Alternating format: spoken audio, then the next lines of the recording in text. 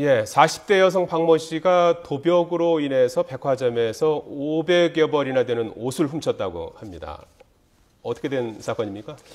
지난 16일 오후 6시 반쯤에 부산 서면에 있는 L백화점이라고 하면 다 아실 겁니다. 그 지역은. 여기에서 이제 매장에서 이 의류를 훔쳤습니다. 그런데 현장에 항상 이런 그 세일 행사라든가 이런 특수 행사를 할 때는 소매치기 방지를 위한 경찰관이 나갑니다. 관련 화면이 훔치는 화면이 지금 나오고 있습니다. 그런데 그 경찰관들에게 현장에서 현행범으로 체포된 사안입니다.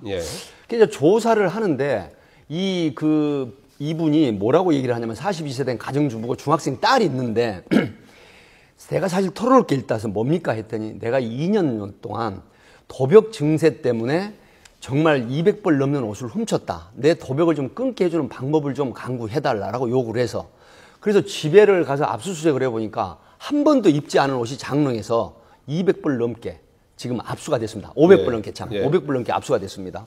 그래서 이게 이제 세상에 밝혀지게 된 건데 옷이 뭐 옷을 마대자루에 9자루입니다. 입지도 않고 저렇게 또 쌓아뒀어요. 한 번도 입지 않고 그랬는데 지금 여기서 제가 제 얘기를 하는 건 이 지금 분이 부산 중부경찰서 형사 1팀장 박경련 팀장 파트에서 했는데 이게 우울증이라고 지금 보도가 되지 않습니까? 우리 최창호 박사님은 아실 거예요. 이게 이제 그 프리멘스트럴 신드롬이라고 해서 생리도벽, 생리전 증후군이라는 이게 지금 아마 범행이 굉장히 높습니다. 근데 두 가지 그 증후군이 그게 뭐예요? 그게 이제 왜냐하면 여성들이 이제 생리를 하기 전에 굉장히 불안하고 또 신체적으로도 이제 막 스트레스도 많고 하다 보니까 저런 걸 통해서 절도 강박증이라고 하는데요.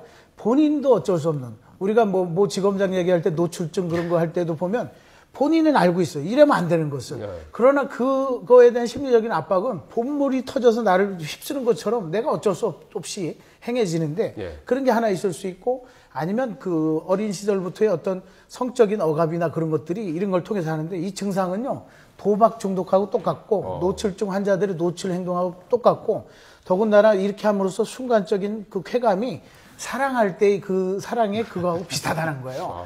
그러다 보니까 이걸 자신도 어쩌지 못하다 보니까 행동에 중독성이 일어나는 거죠.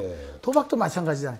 그걸 안 하면 초조하고 불안한데 그래도 본인이 털어놓은 것은 이 시점에서 본인이 그래서 이후에는 심리치료를 좀 받아야 돼요. 이게 걸렸다고만 해결되는 문제는 아니거든요. 네, 이 현직에 있을 때도 실제 많은 경험을 했습니다. 그러니까 2년 전에는 그 모 걸그룹에 그 유명한 걸그룹 하나 그 가수가 사실 강남구 신사동에서 30만 원 상당의 의류를 훔쳤는데 이때도 역시 그 PMS다 그래가지고 문제가 됐었죠. 그런데 이 57세 된 가정주부가 계속 상습적으로 절도를 합니다. 근데 이분이 어느 날 폐경이 와요. 그렇게 해서 1년 동안 전혀 경찰서를 안 오는데 1년 후에 다시 잡혀옵니다. 알고 봤더니 우울증 치료를 한다면서 이 호르몬제를 복용을 한 거예요. 근데 그게 다시 생리가 시작이 되면서 다시 도벽이 발생한 겁니다. 그래서 99년도나 2013년도에 대법에서 그 선고한 게 있습니다. 우리 김경지 변호사 계시지만 이게 생리 관련한 증후군에 대한 도벽은 사실 어떤 그 형의 감면을 하거나 아니면 처벌을 감경을 해야 된다는 그런 선고도 있었죠.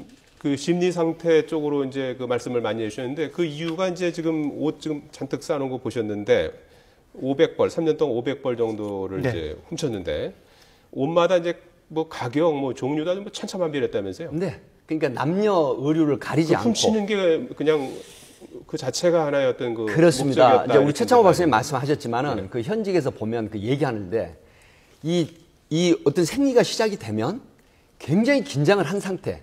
근데 훔치는 당시는 쾌감을 느끼고 그다음에 훔치고 나면 안도하는 심리가 생깁니다.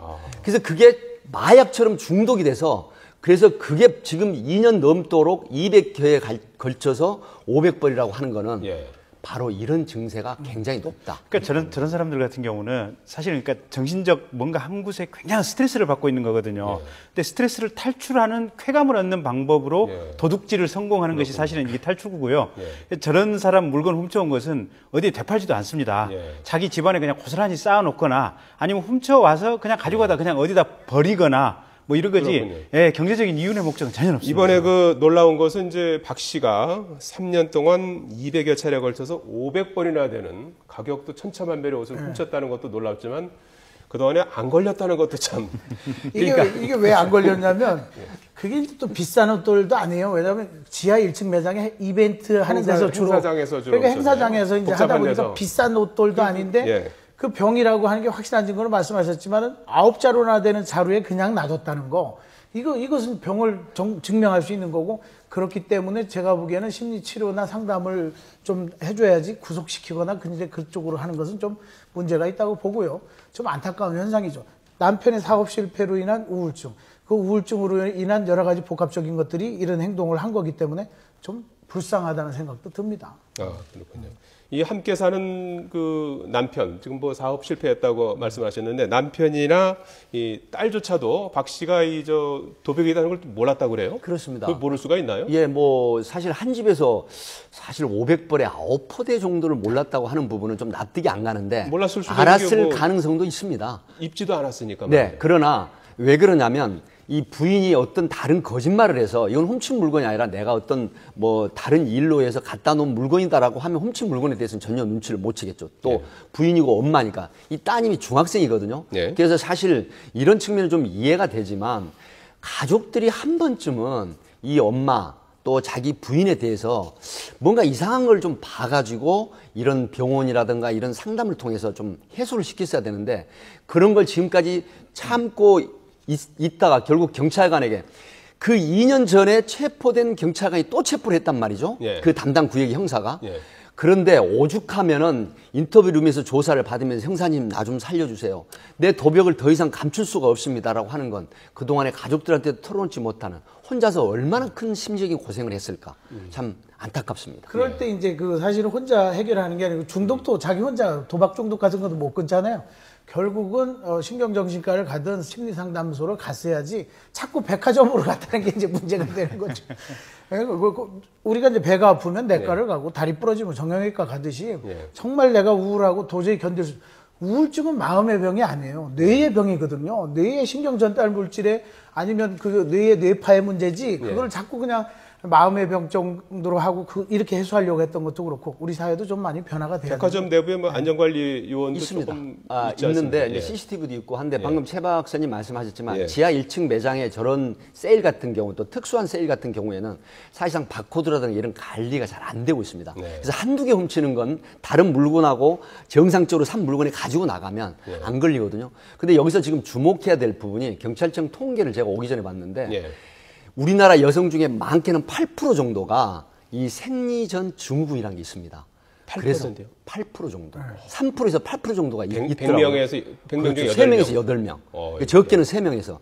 그렇다고 하면 이 절도로 입건되는 그러니까 한 번은 유명한 분의 부인이 서초동 그 삼풍백화점이 지금 무너졌지만 그 당시에 유명한 분 세상이 깜짝 놀랄 분의 부인이 의료를 훔쳤어요.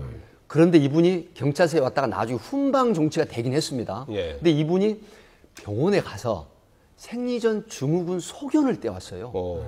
그래서 이게 훈방이 된 사례가 있는데 사실 실제로 이거는 불법 영득의 의사가 있는 게 아니고 생리전 증후군이라는 게 드러납니다.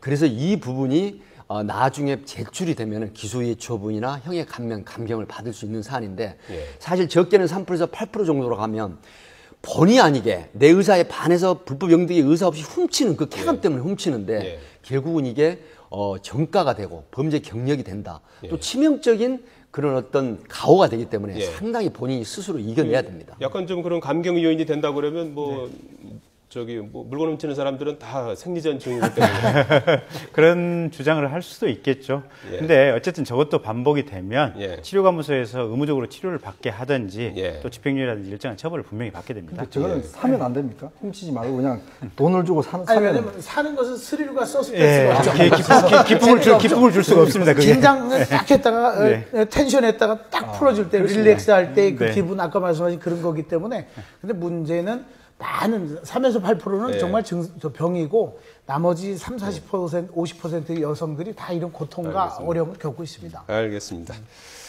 네 분 수고해 주셨습니다. 최창호 박사님, 이현정 논설위원님, 김경진 변호사, 김은광 대표는 이제 앞서 가셨고요. 백기정 전 수서경찰서 강력팀장님 네 분 고맙습니다. 고맙습니다.